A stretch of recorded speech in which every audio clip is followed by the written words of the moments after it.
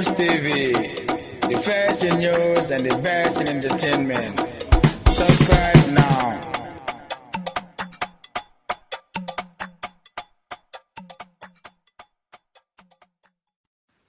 Assalamu alaikum wa rahmatullahi ta'ala wa barakatuhu. Nasirul akhyar ngamo be kondon sutola sutoɓe ñaadi kortanote je moɓeɓe kayro kono yo mbe mo be kondon na alnaal baɗi malon kotenke Basiru Cissé wato sudiyata diyamo fulo sudiyata ñola normal wo manken nangan yoti bari manni ngol ko niyamoye dakati ya dukutile yo naman dukuti doron abuka dakati wo kammalala mo murutanan sayin komi al yakalamuta ñamen bi nga message o soto mobulu kammen kumandi ako atomo abu mukubilleti abu mukubilu akabota tanjela konton mu sedileti sedi kundankolo yo ay message o kinyana ay mola message o kinyana me alon ka diamuta miniri tanni lulu nata nyinin kawo mari tola ko amantara mari to fulani bawo woli mantare kawando ke kanyin kama priye fayitande alhamdulillah bari ngamira adresse o ko koyni doro manke fayitando de kadu ni ko muhammad e jumala mitata ba fole ana rasulullah say fo abe fayitando la wanno abe adresse o le koyni kan so barate aje ko komi yabe fayitando la sikeno wonten kalu kondon kalu jayi bake bawo addi amuda miniti tan anil lulu barala kumo be nyaato ngatolu mel natina alhamdulillahi rabbil alamin nga ala tentu wo tolu ñilla translation o ñin comme ama fo ko manñan na ñin fola o ko ton ten ñinti amo fo de bari a fan sun kuma donati men na kumo manñoma barala kumo be ñaato comme aliyalo ñamen doron bukanna time ta pour nit ñi moolu ñoo sababa o ku ñimma siyata adama di ñanta men di la moolu la bari wala fisa adama di yala time o west amo kuñi madi molla bari ate ya beke sosoroti ni modi yamuda atebe murula nan kawala ko kese kam meltaje men diyadate ni manfo kuñi manyanda lalate ate ya mira nyanda keke nyame ayake wonyama atara ate man la silo so pour ko bonda fa wo be kala bala fa bat barali yalo ngonte ni miniti jama be diamundi la kaje ko mena mole radula e kamen kumandi Suleimani Touré la ya fo nyele de Abu Mukbilu iko yemen na message o kinyena to mu Suleimani Touré let yo wo Suleimani Touré ya to fo bari ala ko be nyaato sayin mbadi mun hani sayin be murulan na tolu to mel ya lon ko inin arabu tolu muliyata na mandinga kan aninna arabu kan sayin besi itulolo jang niye to moy inshallah e satara ko ngawale lo nimen ma to lo bana sikeno mambulan na londo to wallata kunna kaseto nyinto bari nga kaja kere mun kama wala mun nyinti ko na molu melbe fifiri na dino kono puri salon ko e bije nyaadile ka ngatan dalla konko hebru to manke ko ni mole to la ete kala muslimoti no arabu to manke ko ni mole to la ete kala muslimoti no bara manke pakistani to la mun ni ole to la ete kala no adama dingu nyante tola meya lonko ate ya lonko nyimmu toleta ani tela kan wol manyoma nadi ate fulol ka fo yoro e ka fo sellu e ka fo pate e ka fo to woto ni atara ko nyin tolu fula kunda amanke je tanoti fulol si tola no alale anu mento mu yoroti already amanjare nin usasol yebe ya fo e to tela ye to fadi sarakule kunda betenne mento mu babcinireti ba walla mento mu marileti ba walla mento mu anyaleti ba walla mento mu mammawleti ba walla mento mu fengo fende sarakule kunda ni atara atella sarakule kangoto ayatara manke je neniroti amanjareta ye to falingini ustaso be ye to faling to kendola muyti duniya bebe to ka e to la kan ila tolela ni e to la wandi to fanana arabu to la ba mafo basa mu basa tende ba onde to men fina manke mandinga kawti nde to mu Basiru ledi Cissé o mukilaji ma to doti bi diamu tambila nga diamu ta damen na wolo mu kilaji ma fangati bari bi nala kacha kuma sela jomalela wolo mu ahlul baitol kila la ahlul bayto yollonne wolo mu kila mamari mulitu adimma fatimata dingulu e ka fo le ko ahlul bayto mel bota wol bala fokana bula bi ndel kamere ko mande sirifol misalo kamala fonni ko ya bari muso fenka lahida ko na muso fere kono bala na wuluta na keda dim musoti mbe tele tolala nakira dinkewde ɗum ike mambole tolala misalo kammal bari sayin musoñin nata konota anata fulanniwni wulu o fulanniwni nata ke kewol dammalete sayin yelahiɗo mendi bari musumala misalo kama walla e bari musumala ko nakita kewtimɓe ke mala tolala bari nakita musoti mbetere sa natake fulanniwni ɓe natake kewti sa ye usas gumande usas nam suwo lafita karre tolala ɓawo ga karle lahidin ko na fengeta mbatere tolala woto mbum ato mu suwandileti misalo kammala sayin ko mbatere tolala sayin kilimu ɗo siwo tolan fan famala walla so tolan mbarina woto ɗum woto mu janko ɓaal usas ko hani ɗenanol ye to natele ɓuɗum tol ɗum wolo mu huseynuti anin ali hassan for exemple ɓe ustas ñinin ngala ustas nam huseynu anin ali hassanu arabol lomde ha arabu tolle ɗum fanamu ha lafite ñinin kala huseynu nin hassanu foye wuluta ñolale ban comme ndelañi ndi wuluta ñola ñam non ema wulu ñola bin dolla society kono nin de nano wuluta dron e kete fulanniwleti e kaye ko misalo kammala wolu ñanda tolala huseyne hassan nela nin atara ko ke dammanlo nin musu dammanlo e ɓafola adama nin hawa bari mbeñinin kalam usas huseynu non hassan foye yededa ñolala ban hani foye wuluta ñolala hani ma wulu ñola adama ani hawa foye widedata ñolala hani ala mededa ñola bari adama ɓe ñaato sambe folola huseynu yalon ko huseynu mu fatumata dingol leti ha kila ñimma mamarin lom ha kila be baluwo kono wato men na dingu men tuta jeeto to wolon fatumata ti dingu ñin don ol be tambitale jannin kila ñimma fango faal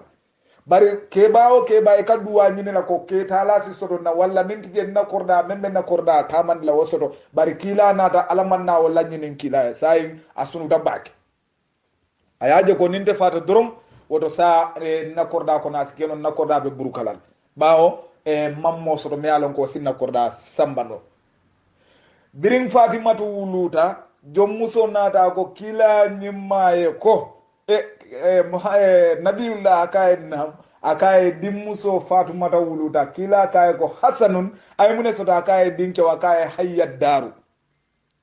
wo hasanu ñin wolon mo kila ko a beteyata walla kuñimma ako nakkorda baluta o korda baluta wole keta sirifolu konnote ka fo e haydara boto kaŋole to kila ñimma e men fo hayyat daru wolo mo korda baluta imajen ka nasirifolu kumannin ko e haydara niyamoydoro wolo mo arabu kaŋote hayyat daru woɗolo meyalon ko kila ñimma kontanita a yaafo ali hasan ma biriye kila kiyaye nan ko e dimmuso wulutale a koye ko ay mune soto kaye dinkew a koye hasanun hayyat daru wala mo kuñimma nakkorda baluta ko hasan to mo wolete kuñimma sayin kari sabo tambirin ko la fatima nata kono do ta koten hay kono do fananta bawo husaini hasani mawulu nyola bari ila kono mayal tema kari sabale dum taji birañin non fanan kono ta o fanan wato sida fo fana wuluta o jommusu kilum amuruta nan kila ka akaye fatima da wulutal ko denge kila akaye mune soto akaye dinkewa akaye ali husainu hayyat daru akaye bete ya fula na korda balutare sai kila ko nata keri amma marimul wolle mala korda balundi ladi e ko e haydara nderi mandin ko ka fa haydara bare arabu ko lay kam ko mandi hayyat daru wala mo korda baluta ko min ngaya ya translate nyame ya kilimo mo nyindi wala mo balutati yena muru ya ko hayyat daru korda baluta wala mo haydara ngaboto nin atara ko akeda muso nin kewolti muneyati nannin teli kaje ko a ñanda ka tola adama ni hawa dorone la ngo ni ko ñin dinniŋol yeto natle kewoy bo tolala adama la musoy bo tolala hawa la mbal ñinin kala ngo adama nin hawa foy dadata ñolale ban hani man dada ñola adama le folo dadata ala kiideo kammal ma man da feñe mem mulunta tela sayin ala nata hawa dada hawa ya hawa lon arabu kan walla mo hawa ati walla mo kafuño ɓawo tumo kafuñota ala kilindoron ɗum adama mo kilindoron neti ɗum wotumo amo kadda feñe men nata mo luyaɗa birin ala yadada ala kaye ko ñimmu hawa alate walla munti arabu kan to niya translate na manninga kama no walla mo kafuñoti komi ɓekkiɗeri ndame ɗo moɗo ɗilay koye ñina mo kafuñoti sayi walla mo hawa ati bari adama saye niya translate num english e fonko wala arabic la ay translation fula soto bari kilin nte sonta wala la wala mo fiŋ adama mu fiŋ leti ni a translate ni tella man nga kamala e ba fole le filma ni a translate ni black la e ba english la aba fole le black ya fam so je wala mu adama ko to wala tan lonna jamana tan kamben ko hanni atara kunde bare adama to ya fan fole wala mu adama mu mo finwole ngabor ngata to do to e kamen kumande kila la saibo dobi je me ya lon ko e kafa abubakar abubakar ni ya falun tolla mandinga kamala ni tata original language to bawa abubakar lo bari abu bikir lo wolo mu sungudo fama ya famle sungudo fama sai afonye ban ni nyim falun tolla mandinga kamato fa sense make leba no ama sense make mbeda men tandi kala wolo mu nyindi ko islamo manna to la bari islamo nata to men na men sahayata ita ka kawo kamfo sai abubakar e ka kuma ni sungudo fama la sungudo joma fama sai ni te to la abubakar la yete kuma ni sungudo fama la sungudo joma la fama mu itati la fa wala lon ma fa ko keto la abubakar la o mutanolti de bari nga exemple le dile la ka atandi ko to mota na nyaadi le anin to nada imaji hani bi jolaliya ndel fama o dum wabe jolaliya ka fa ile basiru fama ka dum ndele mala dinke folot e ka kuma ni basiru fama bari ndeten ni to la lanka e basiru fama no aman sense make jam bawo ntele fama musaita tele kumani no basiru fama te damu atele nte wulu bani nte ngati dingo tango to lanka e basiru fama o mante wulu jos ngato la le doro bari jang ni a translate ni mandika kamala sikeno aman sense make pour ka ko indal mako tolbe nyaadi le anu nyili fengo fen kila la nyin sai bolu nano men e loda nyili fengo fen melie to la e manke muslimot andu ilal islamo kola kila nyima ma foye ko alna ngal tol fali to kende talla walla nyi manke misirime toti nyi kafiri tolo nyi sa mbe misirime tol le dilala kila e mel tol fali ngol bi jele sa en wo tolu nyi ta ya translate ba ya jibe fo nyanda fali na hanende la man nga kunda fama nyana fali na e bina jela ko woli nyanda ka fali abu bikir wala mo sungudo famati wala mo kila nyima la sai boti e kam men kumandi abubakar siddiq wobo tanje kila la saibo dole bije e kamen kumandi nickname la yen nickname la arabol kafa e nyadi wala mu kuniyat wo kuniyani niya fale english la wala mu nickname mot ndol mandi ga kamal kafa wala ko to fulanjam ya bamle wala mu abu hurairah wadda aba hurairah niya aba hurairah jibe niya fali mandi ga kamolom wala mu nyankumo fama anu ni aba hurera baluta kila ni mala kila ka kumande aba hurera hadisa ngel benata abu hurera ustasol fawon ka yusle abu hurera barsa neni abu hurera fali mandinga kamala misali fe yemo to lay kay nyam ko mo fama misali fe e ya to la wala anna tar kanyele ngol ya to la mol bajela ko o manke poti ngo nin dino ni hakilo le kata nin dino ni hakilinta yabu katamo nickname o mune ati nandi ibe balan na nickname la Gambia atara ila hadisol bala nickname le jurmarije. What is wrong with us? Hanni atara ko sayin kuniya tolo mbarlan to lanyi nickname lu kanyele le adi muna mu problem o tije nickname is a nickname nickname da malati sayin an amulun ko an kanyele ngol yente lan nickname meldi wala te dala bar arabo li ay famale nickname o mendi famala o be dalal jang woni hakilo bukata no woni hakilo bukata madi muna alunga dino fahamunin na dino la nga fahamunin na taramana bari ni koy ba fahamula ni wande taramana wati ibe tata mistake wala jele fanga ko so mo kala kuledi me yalon ko abala fa warta bak abala fa be warla bak abu hurairata wala mu nyankumo famat andum abubakar to do fanga bi jele aliou to do bi jele kamen kumandi aba turab yolone wala mu banko fama e ko nyaadi bawo tumo kila la masjido nyin kono basol tije anin ku ko tawni banko le katarje wata tabe misiro kono be lare misiro kono banko to je fo arabol ya to lay kay aba turab wala namanke misiro di bare kacaadu lawo dawda na de sira doro aga si banko lo to putu sai ko aba turab banko fama wo nickname o ka usle mune be fo mu problème o jam hani bar muna nan ni ya use den la kamana walla arab nga nickname o use na modo to la hanna tra to mu lami leti bare nickname o do fa misal fe el muna be kala je problème odi kadu el niya english o wala ka lamil commencer el la woto mo el yole kuntuna sa e bingin son kan no la nyaadi le a tare te fanka ali kumandi aba turabla ika abu hurere to kumandi nyanku mo famal muna mo problème oti jang wonte kala problème oti sai ni te mo taray ka to mu babale ti misali fe na mandinga kunda dolbi je ka moto la babala walla hanni atare mato la babala bari baba to kana sidama ato kendo mabo e kamen ko mandi to kendo la yato la menna sai ite be ni songandi no la nyaadi le ustaz nam e kay go nyin totela je totela ha muna nandi ba ka to mu babale but the same time na ko to mu abule ti toro wo be sonna wala la jang woni hakilo manta ustaz alinga hakilo to woni hakilo manta woni hakilo manta abu ni abu translate ni mandinga kamala wolo mu babat ni ya translate ni english ka fole daddy boy imagine dol bije ka fole la baba bu ka ta to mandi bari sa ko mandi tuba ko la sa fa daddy boy sa ne ni non tare ba fole daddy boy fo e ba fole la wote toti ban ayatara ite fango to mu abulet bawo ni abu mukubili jibe wolo mu amukubuli fama sai meye to la mbo nyinin kala folo atela mukubuli fama ba no jang aman sense making tella society mon bawo ete manke mukubuli fama ye men to la wolo mu mukubili fama ti jim famu nickname wol bare ndol do wolom Allahu akbar ngabo hoto ndol la man ninga kamala e kamole kumandi suwandi la misalo kamala suwandi suwandi ni ya translate en dolla mandinga kamala arabu kamala ibe atara nka translation fulani di ala komi molla language le kenya kama bara be kala mandinga kamala wala mustafa dole sa ko mandi suwandi jongola dole ga ko mandi nyala tombo mola bari sai ni moto la mustafa la hani sai ni moto la suwandi la woni mustafa wolbe mu to kilineti anin tombo wolbe kala to kilineti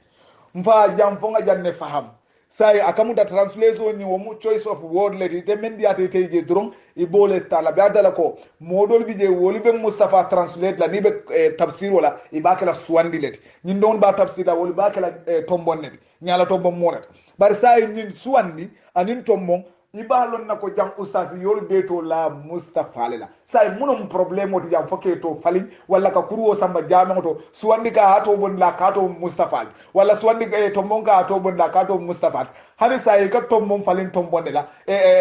astaghfirullah e ka to mon falin to bonde la ani suwandi falin suwandi la so jam fonga dino taninde muna gambia amman jere alika kuruwota alikata sang alikata jamion to ko nyin tolle ba lalbita wolle bon lalbe arabu tolle lalale fawlo kunna what is wrong munenin dino e nyoma jannin dino man bari mo kunimbalo na be nyato always ayte fam buka kunni ustasol mel bali nyato e mankuni ngo fole am mbo fon fonnal allah ustasol mankuni ateli fe wolle kuninda bawo e karantale bari mankuni ni atare karanta sarati bari kuni mutije sai ngabot ndolla man ninga kunda jom musu bijele jom folo bije jon tam bije jon saba bije na man ninga kunda sai usas ni nyimbe nda motolo kono misalo kama walla asikeno e benda muraja dulal mun to da ka endo to mu jom musulet walla ka endo to mu jom folo di boda mun do boda kafutale na mo kende babije ka fay karallan tour ha karanna ba karanna sinna kondondiro futanda ma bismillah goy fa do fa dum to mu jom musulet walla jom folode walla jon tanet walla jom sabalet usasi goy ko totel kakin ga dam fito kendo do ko mbama da en tola jon sabalela walla jom folo walla nyin tolu doro usasi go tonte sayin ni atara sayin yo falin ni arabu kamala wo jom musu jon dan jom folo jon saba iba fola wole jariyatu sai ni atara misali fe ni ala te may ko ustaz ye to mu jariyatu la ba fo le bantote la no ba fo le to be la le asahik arabu kan way fo folo ba fo le ko to kendo le be bar sai ni jariyatu falin ni mandinga kan wala wolom jom musut walla jon tandi walla jon folodi walla jon sabati sai ustaz balanjang kar fa la nawo ka finja ko tote muna mu problème odi ngale ko kuningum be londo kuningum mantara lon kayta jamas karango kuni be mento dro wala nyinti yemen kara yite mune proof no e fonga yite pour isa ko ko to lonno bare maaje nabi nyin dinni be to nyininka billahi walla tallahi to nyininka nyem do le to foye bukalo wo to fonga botanan min to ma fan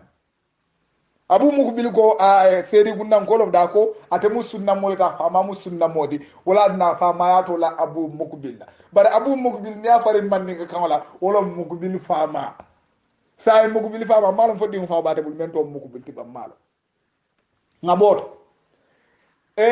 abdullahi kilani ma fama ka men kumande abdullahi la ni ya falin ni man ni kan wala yo lonne ba wala mu alabatuti alabatu ni alabatul sayi nin alatema ni atara ko ite tomu alabatuleti nin ustaso benta e ka ko e to dum e kam men fange ni tata din no dundi la karambu ya to sambana e ka to dum na tomu alabatuleti ka to falin jele fam din ni ka to falin jele ko to kende tar e ta ni arabu tol dial me alo ko telefon malo fam minim mun fam e ta auto sifa dial sayi alabatu ni ya falin ni man ninga kan fonko la to di arabu kamala wala mu abdullahi ni alabatu two translation soto into arabic ya famule wala maryam fana ni ya falid ni man ninga kamala ni atara say musolom me tola alabatula say be translation tala maryam le ni atara kewlo me tola no abal alabatula ibe translate to tala no abdullah le usas jaay fulo be datal ni musolom waye tola maryam le ni kewlo waye tola abdullah le woto say ni alabatu translation o e fulo be soto le ni am maryama jibe man ninga kamala wala mu alabatuti ni abdullahi jibe man ninga kamala wala mu alabatuti saka munda nin kewala mu way abdullahi le tola nin musola mu way maryama le tola e man sito ko do dabula denkilo may ako batula muso dimma nabiyu ya fahamu batula muso imaje ay translation o use nyaadile ako maryama to mu jang alabatule imaje ama maryama use kadum abe man ninga kan sugole laka sa ni be man ninga kan sugola kan amanjare arabo natije wala dinanda arabu kan maryamu nyin aya falin ni maria e alabatula batula muso dimma nabi wotuma be esale samanan ko dino kata tenne alfali ya fahamu tenne ni ya fahamu salam ni ma fahamu dum woto e ferantangu ko nin tonkolongo dum da sebuto kono ete nin dino e ferantangu barin sa fo ko ebe wandi kungu bindele la andi be banku wulen gondi kanje ete fango malo be mun kuleto dino fo mol sulata nyine la ngalo ganyo sonkandi menna nafate wala duniya tameta wolulal duniya bu ganyo sonkandi wala sain tenti ito man katilom misime to la ngele basiru ya fale nko misime to man soto kafiri to man soto fonin ye to la neni rola atel la count bara mangere kuruwo sang eta nyil fulo be fali imaje wo maryama kilun mandin kol ka fa sibo wo sibo ni muni asabu bawo ye je no le lala sayin alfalu ko sibo tilindale maryama tilindale pura e je no ke sayi yasman ni muni la wolo musiboti wonata ke kuniyati ndella manika kawala so ni e di to la sibo la hanisa ya to la maryama la ni ya to la alabatula hanisa ya to la maryama la ninke wolo muy ba fala ile ko abdullahi jang faale janne faham ngabot nabiyom melo sodata e kamem kumandi nabillahi ilyas no bari ilyas mu arabu kamalati la kama ka fa nyaadi wala mu elijah wo elijah ni ya falun to lamman ni ka kamale ba fo la le ko alamo yalon hibrul ka ala kumandi ella arabul ka ala kumandi allah arabul la ala kumando ni ya farin ni english wala mu ALLAH ya famule wala mu allah okay bari ni ibru la ba itali kake ELLEH wala mu ella ya fahamule so nyi Ilyas iba falina itolla kama ka kuma ni nyaadi wala mu Elijah wo Elijah ni ya falini mandanga kamala wala mu nyinti ko alamo so jam falisa fahamu ni Allah fahamu latin amanjare e ka kirikiri membe la community amira ko wuro le siyata nyili kan alal to ban al to man fengal to ma alal to fal yal to falin yal to ke mendi the same thing al to le fangal nata minin soto jama bi je wol fangalti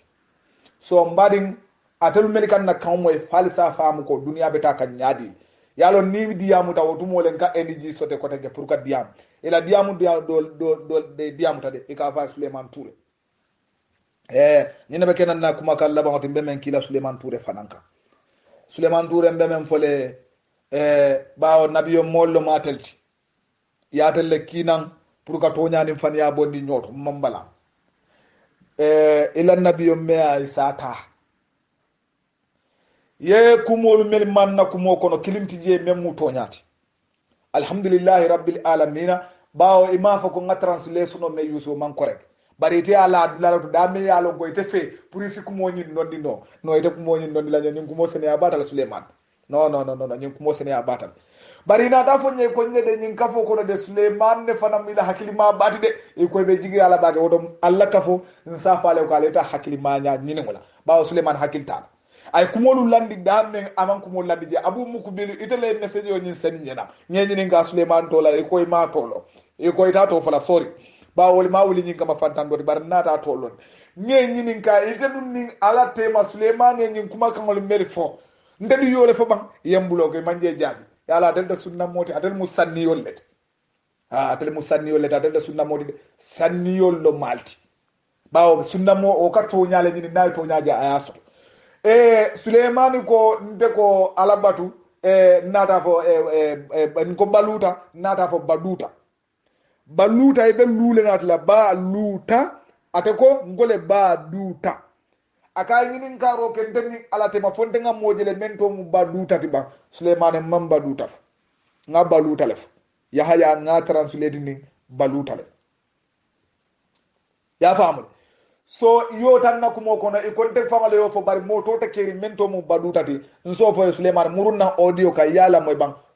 mam baduta fo ngolandi jamma fo woto man correct ito la no la na wo manke toñaade okay ina da fo ko tenge iko sa inde ko tentu wala mu Muhammadu ti sa en foni membe salola ba fo la ko asihadu anna tentu rasulullah Suleiman itele salo bulan nadiyamo kono bare ndela o miniri tan sabo anin sabo salo teje sa jam ibatra kanne pru isi jan nondi yewliya la no jela jeeno atara ita la no la jela je faran seniatal abonni woto ya yedula do ni bala la dame mawofo sali ko e tele salo natije ndebe translation olla nin to wala maninga kawti nin to maninga kan wala arabu kawti nyindi mbole yuska jang imam point so to fanan ngobondi je ngola de wuli ya fula inata fo fanan ko ndeko horomo kamala ndenga jakan ko horomo fo ngafulol horomo fa anin sarafulol horomo yaaje usaso la kataw baba kele yalo mol camera ko fali mankaran barasi kenu al katawle nali karanda sarati tawo fanan balla ko kono mol camera al manni ka kan moy ale manni ka kan moy ale katawle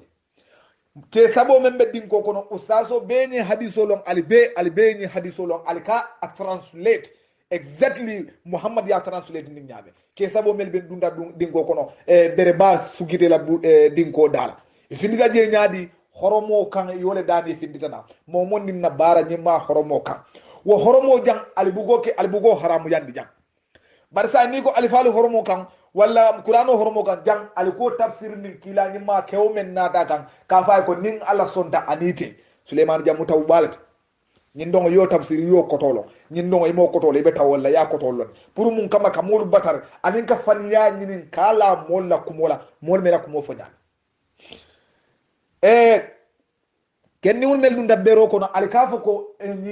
ndangani moy birindi nin Allah Islamic Forum e kafo di Allah no asol yenyum fompo gambia be nyin long ke sabo men dum dabbero dingo ko ye daniro ke horomole kamala jang alma fo wote dala bawo ke onata kila kana kay ko nin ala sonta anite sa ndego kari horomo kan yo fali yo ke nyin dongati ko ni ala sonta anite jamu tawole ti be tawol la bari yalo ne ko yekuma bari janga ite ko woni non dino la woto ngobondi je ngolandi jam ko fana wuliya saban jawta e kon danga ustasolu belef bawo ngo ustasolu man ko ni hani balil insana ala nafsihi basira be fallon ndaga nyim bula groupe men gono ustas groupe lo andu ngabula dame mo lonni wala bije mo malonni wala bije alfa le bije yenna ko mo moyle bari sai ndolwe ustas yaani kan ngadi ya tele la bawo ala ya tele kina mo man fello naman ka tolut mo man kara naman ka tolut wala dina nindel ko ustas doro na ustasol be kalon ko metel fo mbatel lema imaje man ni be ngani mo bonna mo sin ko do nin ben dawlo ta ngani kun ka wurle biri ngadi wala wala yasi yale de wol yalon ko metel fo bawo ngol ngani mo mantar wol jaato ko bari ngani mo men bete jaato ko ne maaje birim ben dangol lota ngani kun kan don ite me de no wurta e lafta ngi don be bularaje wol dati jede meye kumo ka tati wala tamu kumoti usasol jam usasol musabalet komin tella groupe on tel ngalo nyame ustaso mun na alifa ya fo nyame imam bakaw su fofana so ningo ustaso be fallo ne balil insana ala nafsihi basira aman jere ndemo translate namol yalo men be jomala fula nyaw ka bakaw su men na kumo bulante la kumo kono atelle ko la sibo nyinahe atelle asamba amad somalia atelle ko dadi ala ndela hajite woto bakaw su la telephone o kumandi yo faye kan ndela diamo kono bakaw su kumatiti mafo man diamo bakaw su la foru moto sai mune baki nan layte ben de jaabila nim ba kawsu kam faatete kono ibente jaabila mune la ba kawsu to binan tere noma mune la walla ndela ko moni ba kawsu la ko moy bol boli la no nyaabi den telle nyin kay telle nyin kay what is that nin atara ko mole la ko bari men fo laali ko mel nim ba kawsu ya mañu rabbi woli bebe ko male e telephone ba kata ganna kata fo moli setolo bawo dalma mol la no mbali nyini ale message lu nyoru moli mo bu kala message ol lamboy kuma kendo be siaran altento kuma kende fono la na manke kare nyim fola ma foku kare nyine ke amanya na nyinkela adale muna mol la time o tambita wala pour ko sifa lamboy wala dinande allah kuma buka jare mo bu kala kuma lamboy sai melika diya malika kata le ko la no mbal soto nali allah kuma kan di wala pour salon al kamune fo ani sal tolon mbemem fole Suleiman Touré isabari ñina be kelan na message la bawde ke to fang fofang iten de la time o wesila ndega ni silo me wulindi biya muten kuma kan siyate de bolaje ne nirtem bolaje fengo fe nali ano aliyake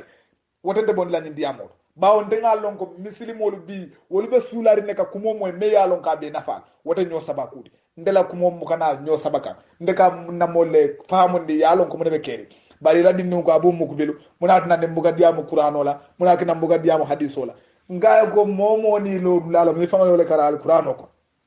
ko momo ni lodu lalo amma fo almamo ya fo akon dia rajanta wada no le kala wayda ha almam yalla no momo ni la place lom ko male ñoo fixe ñame kawandi lal bi jere te manke kawandi lati anu ngam fan adresse wala ñam bari a fanga men fa message yo ma ko la takhfu ma laysa laka bihi ilm say akamunda alquran to ani hadithu do nallondi ti je so ngotu a lonnalle bari ganyin do men fo wo koyta mala wala nambe diamu kawala woto sai alin nan tum nyanda ka diamu damen ali fotante ba al tende dendi nol ali yakata nyaawo nyaal tende dendi nol so membi je doron wala mun ndi nyina mu kuma kala ba woto men kile ka assalamu alaikum wa rahmatullahi ta'ala wa barakatuh alnal badim malum Basiru Cissé